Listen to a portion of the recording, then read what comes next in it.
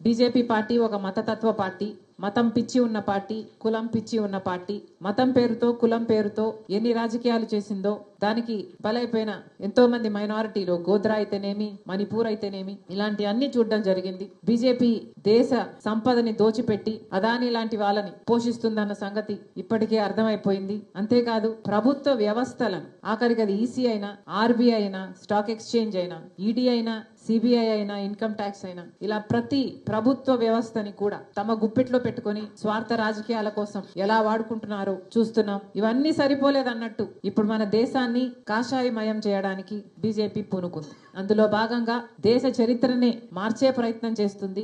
ఆఖరికి స్వతంత్ర యోధులను కూడా కుట్రతో దేశద్రోహులుగా పోర్ట్రే చేసే ప్రయత్నం చేస్తున్నారు. ఆ క్రమంలోనే ఆఖరికి మహాత్మా గాంధీ గారిని కూడా వదిలిపెట్టకుండా ప్రపంచమంతా ఫాదర్ ఆఫ్ ద నేషన్ అని మహాత్మా గాంధీ గారిని అంతగా గౌరవిస్తే బీజేపీ పార్టీ మాత్రం మహాత్మా గాంధీ గారిని ఒక విలన్ గాను, గాంధీ గారిని చంపిన వాళ్ళని దేవుళ్ళగాను పరిగణించి వాళ్ళ గుళ్ళు కడుతున్నారు. ఇవన్నీ చూస్తున్నాం, ఇవన్నీ గమనిస్తున్నాం. మహాత్మా గాంధీ గారు అహింసావాది అయితే, సత్యం, అహింస, ప్రేమ, సోదర భావం గాంధీ గారి సిద్ధాంతాలు అయితే వీటికి పూర్తి భిన్నంగా హింసా మార్గాన్ని ఎంచుకుంది బీజేపీ పార్టీ. మైనారిటీలు ఉండకూడదు అన్నట్టుగా మసీదులను ధ్వంసం చేయడం అయితేనేమి, చర్చులని నాశనం చేయడం అయితేనేమి, వాళ్ళ మీద దాడులు చేయడం అయితేనేమి బీజేపీకి అలవాటుగా మారిపోయాయి. మహాత్మా గాంధీ గారంటే గౌరవం లేదు, వారి సిద్ధాంతాలంటే విలువ లేదు. కేవలం మహాత్మా గాంధీ గారు కాంగ్రెస్ పార్టీ నాయకుడు కాబట్టి ఆయన లెగసీ కాంగ్రెస్ పార్టీకి తాకకూడదు అన్న ఉద్దేశం, ఆ అడ్వాంటేజ్ కాంగ్రెస్ పార్టీకి రాకూడదు అన్న వికెడ్ ఇంటెన్షన్. అంబేద్కర్ గారిని కూడా వదిలిపెట్టలేదు.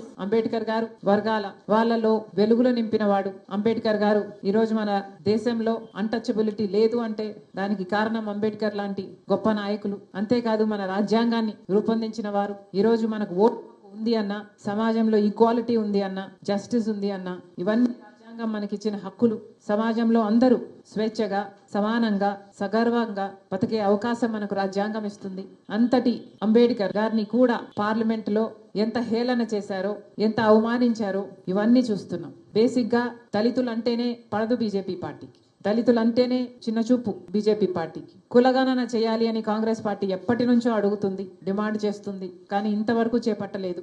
ఇలా అనేక రకాలుగా దళితులనైతేనేమి, దేశ ప్రజలనైతేనేమి, రాజ్యాంగాన్నైతేనేమి నాశనం చేసే ప్రయత్నం చేస్తుంది బీజేపీ పార్టీ. అందుకనే ఈ రోజు కాంగ్రెస్ పార్టీ ఈ పోరాటాన్ని చేపట్టింది. విచిత్రం ఏమిటంటే మన రాష్ట్రంలో బీజేపీ పార్టీ ఎక్కడో లేదు. బీజేపీ పార్టీ బాబు, జగన్, పవన్ వీళ్ళల్లోనే ఉంది. మన రాష్ట్రంలో ఎంతమంది ఎంపీలు ఉంటే అంతమంది బీజేపీ పార్టీకే మద్దతు ఇస్తున్నారు. అది తెలుగుదేశం కానివ్వండి, వైసీపీ కానివ్వండి, చంద్రబాబు గారైనా, జగన్ గారైనా, పవన్ కళ్యాణ్ గారైనా, వివిధ పార్టీల్లో ఉండి కూడా బీజేపీ ఇంత ఘోరంగా చేస్తున్నా కూడా ఈరోజు అదే పార్టీకి మద్దతు ఇస్తూ అదే బీజేపీ పార్టీకి గులాంగిరి చేస్తున్నారు. అందుకే ఈరోజు కాంగ్రెస్ పార్టీ మీ అందరి మద్దతు కూడా కూడగట్టుకొని ప్రెసిడెంట్ గారికి ఒక రెజల్యూషన్ పంపించి అమిత్ షా గారు రిజైన్ చేసేటట్టు, బీజేపీ పార్టీ క్షమాపణ చెప్పేటట్టు ఒక రెజల్యూషన్ కూడా ఈరోజు పాస్ చేయాలని నిర్ణయించి మీ అందరినీ ఆహ్వానించడం జరిగింది. మరొకసారి వచ్చిన ప్రతి ఒక్కరికి మనస్ఫూర్తిగా స్వాగతం.